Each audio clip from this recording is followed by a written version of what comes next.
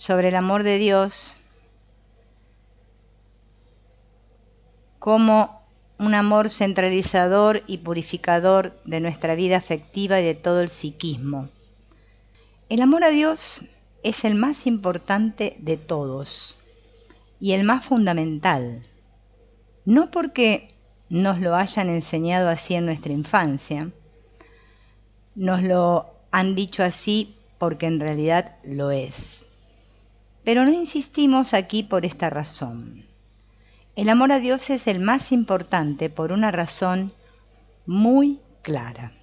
Cuando yo amo o deseo aumentar mi amor a Dios, a la fuente, al origen de todo cuanto existe, lo que estoy haciendo es dirigir mi afectividad hacia un objetivo que es supremo, que está en la cúspide.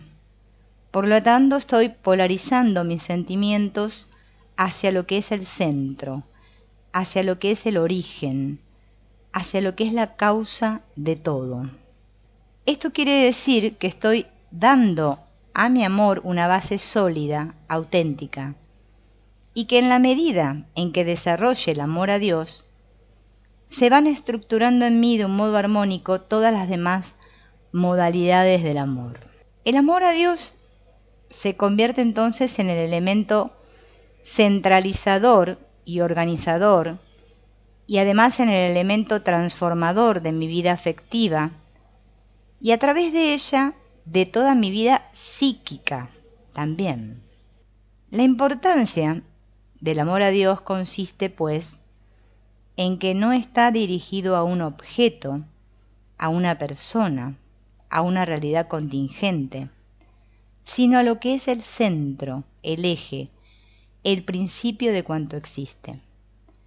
Y precisamente por eso, porque se refiere al centro, centraliza todas las fuerzas afectivas, las polariza, las ordena, las integra y las unifica.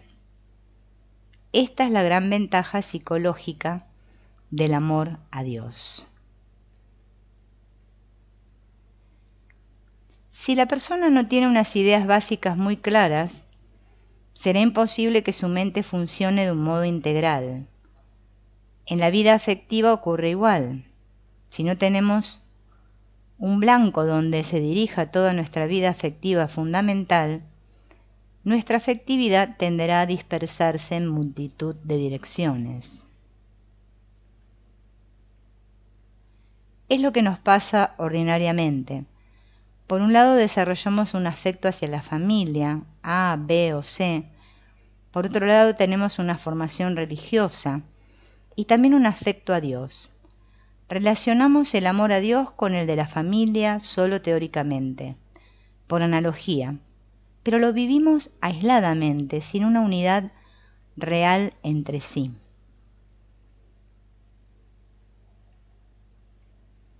Crecemos y descubrimos que hay seres del otro sexo, y esto despierta en nosotros una necesidad de amor, de un amor completamente diferente.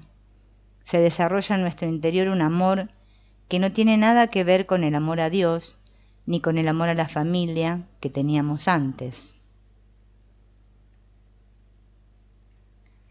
Luego, qué sé yo, quizás nos ponemos a organizar alguna actividad, un negocio, y en aquello también vivimos un amor, que tampoco tendrá nada que ver ni con el amor a la familia y a la novia, ni con el amor a Dios. Y así nuestra vida afectiva está desmembrada, repartida, distribuida en multitud de amores particulares, sin que exista fina relación o unidad entre ellos. Este amor a Dios, ¿no? Este amor unificado, en el cual lo que se tiende es a ver ese mismo amor en todo, ¿no? Nosotros lo tenemos como fragmentado, repartido y establecido en escalas jerárquicas, ¿no? Que a unos amamos más, a otros amamos menos. Depende con quién me relacione, parece que amo de una manera diferente. Resultado: que cada amor tiene sus propias exigencias y que en general ocurre casi inevitablemente que unas exigencias se contraponen a las otras. Nos encontramos en medio, sintiendo que están estirando dentro de nosotros, desde lados muy diferentes. Nos gusta hacer tal cosa, pero a la vez deseamos contentar al otro, es decir, deseamos hacerlo todo, ¿no?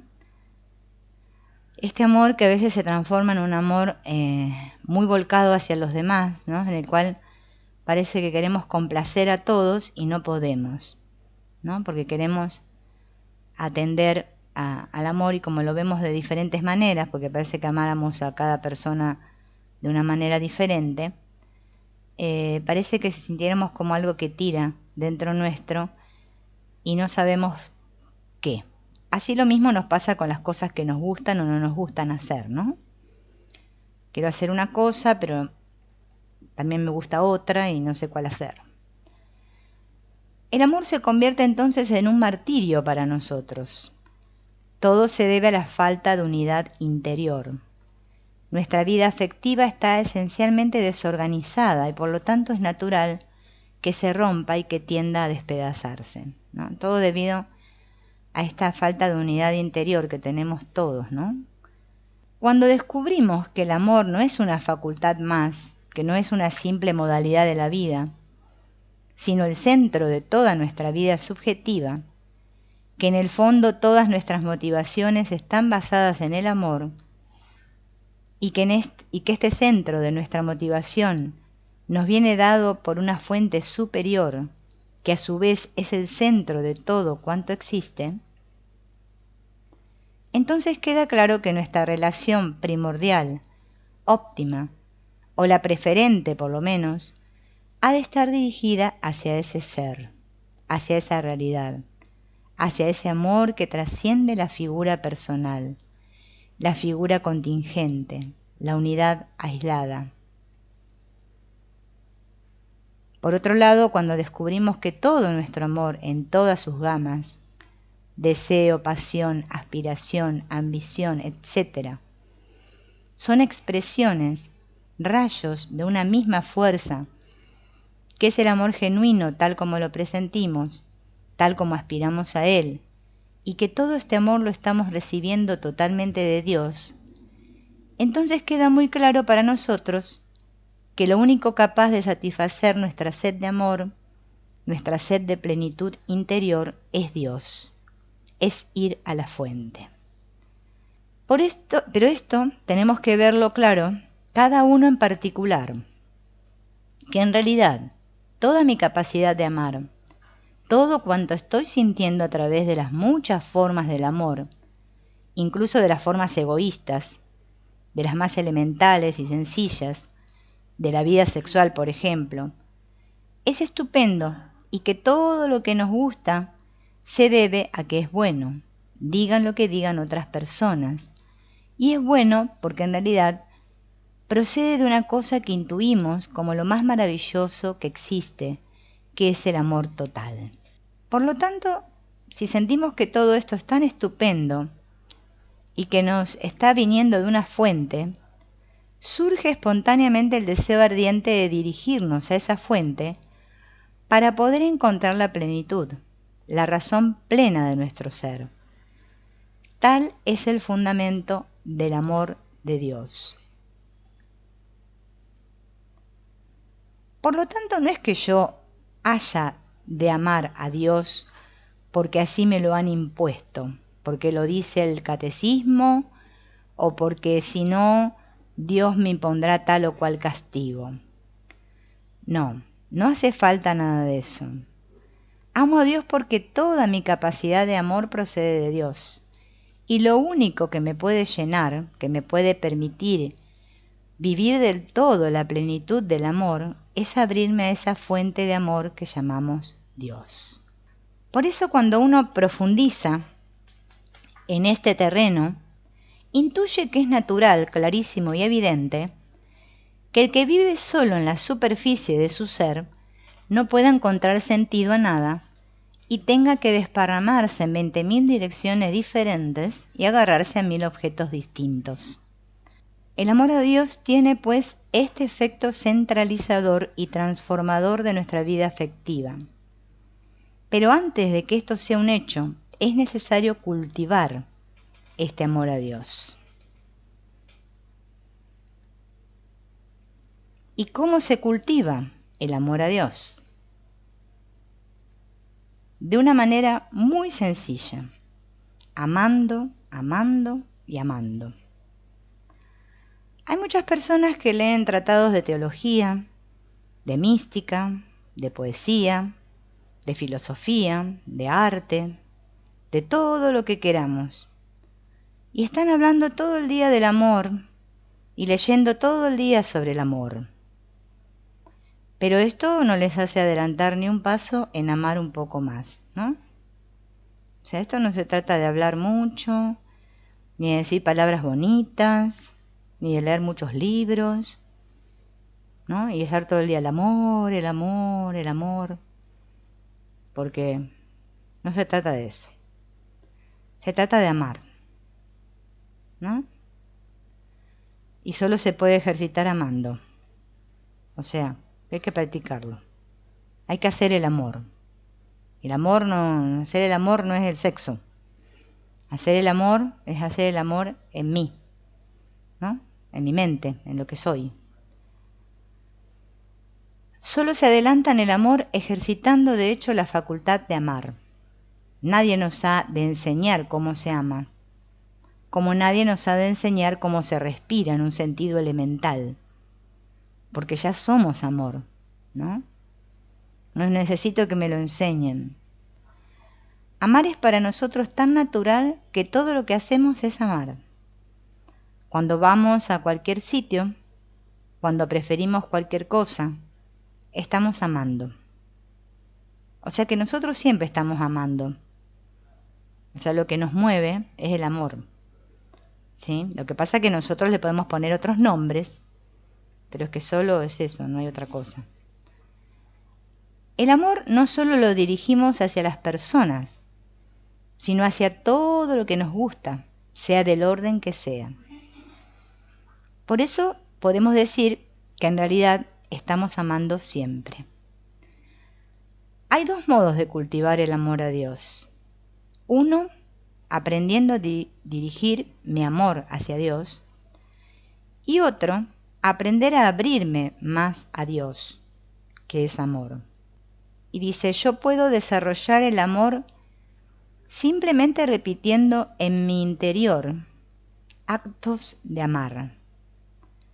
En un momento dado puedo sentir que amo y puedo repetir otra vez este acto interior de amar, de proyectar afecto. Si lo voy repitiendo, el acto tendrá cada vez más fuerza y el amor será cada vez más intenso, más profundo. Y por eso a medida que lo vaya haciendo iré tomando más conciencia de la fuerza del amor que hay en mí. También puedo aprender a amar a Dios aplicando mi mente a abrirme a lo que es intuición de amor.